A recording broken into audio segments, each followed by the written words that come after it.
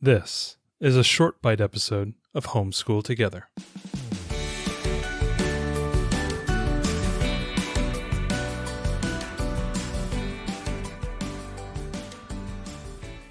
Welcome back to Homeschool Together Short Bite Edition. Today we're going to be talking about a game from Pressman Games called Charades for Kids. This is a really fun game that we've been playing with our daughter for the past year or so, helping to bring out a lot of creativity, a lot of kinetic movement, learning about pictures and descriptions and how to use your body in order to convey some information. It's been a very fun game that we've been playing with our daughter in the last little while. Yeah, it's been terrific. Just like normal charades, there's no talking, no other sound effects. That was very hard for our daughter to get. So she really had to work at how to communicate. The one difference that this game has between normal charades is that it has 3 levels of clue on each card. There's 150 cards in the pack and 3 on each, so 450 clues total. And it's all about where your learner's at. So for our daughter who doesn't yet read, the top clue is actually a picture. So it's got a picture of somebody. Like I'm holding one in my hand right now. It's a guy pumping up a bicycle tire. Right. So that would be, and it's sometimes funny to see what she thinks the picture is of when you guess. Anyways, a lot of times she doesn't know the actual movement. Like I think I've had this, we've had a good time with this one before where she didn't understand that was a pump and what it was actually doing. So you can have some fun, very comical moments where you're trying to reverse engineer what your 4.5-year-old thinks that image is. It's been fun. It's been very fun. There's been some silly things that she's come up with. So the top one is just a picture. Then the second clue down is for more of an early reader. And then the bottom is for an advanced reader or an adult. This is terrific because not only can adults play well with their children, but children of different ages and abilities can all play together. There's no difference in scoring or anything. When you draw the card, you could tell your 5-year-old that they get to use the picture at the top, and your 8-year-old uses the number 2, and your 12-year-old uses the number 3 clue or something. So you could give everybody a different framework of rules.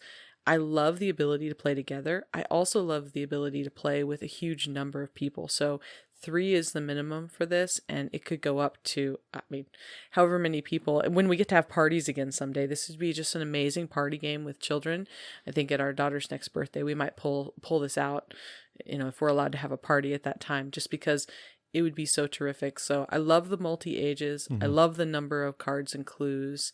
I love the ability to not have to have a reader in order to play. It's all terrific. There's a lot of depth there, and it can really grow with your family, grow with your learner, depending on what their abilities are. We've had a lot of fun just in, the first few times we introduced this to our 4.5-year-old. She had an absolute blast. She really did. She started just running through the cards. Running through cards. There was no teams. Yeah. We were not playing. She was just doing all the acting. We'd have to guess over and over. And if you have a kid that's kind of into the theater or into the arts, or if that's something that, I know we want to cultivate that in our household, because Ariel's very much into the arts, very much into theater, and that's a big piece of her life. And this is a fun way to kind of bring in that arts and acting and kind of that expression, that artistic expression into the game. So you can see where a simple game like charades, charades for kids, could actually be layered in as a game that you put in with, say, your arts, or if you're doing some type of arts, if you're doing like a musical thing,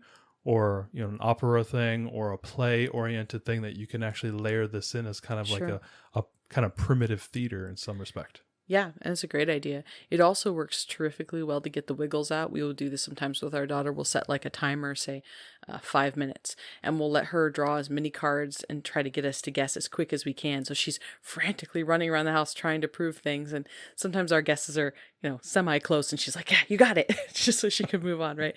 But it's a great way to get the wiggles out. It's just a small pack of cards. You can take it with you camping, or, it's a very mobile game. It's very mobile. It plays with all kinds of ages and any number of people. For us, it's a total winner. So definitely check out Charades for Kids by Pressman, and we'll have a link to it in the show notes.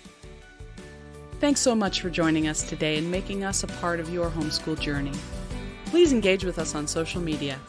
Join our Homeschool Together podcast group on Facebook and find us at Homeschool Together Podcast on Instagram. We'd love to hear your feedback, questions, and recommendations. Until next time, Happy homeschooling!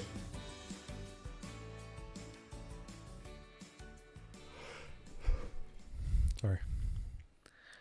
Yanni McYonnenstein over then. You slept in this morning and got a And I nap. took a nap. You could have taken a nap. That was your prerogative. No, I have 10,000 kettlebell swings I gotta get through. And there is no rest for the weary. And it wasn't hot today. And I had a good wind. So the wind was moving through the garage. Oh my gosh, so many things.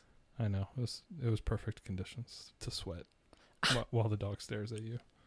Dad, what are you doing?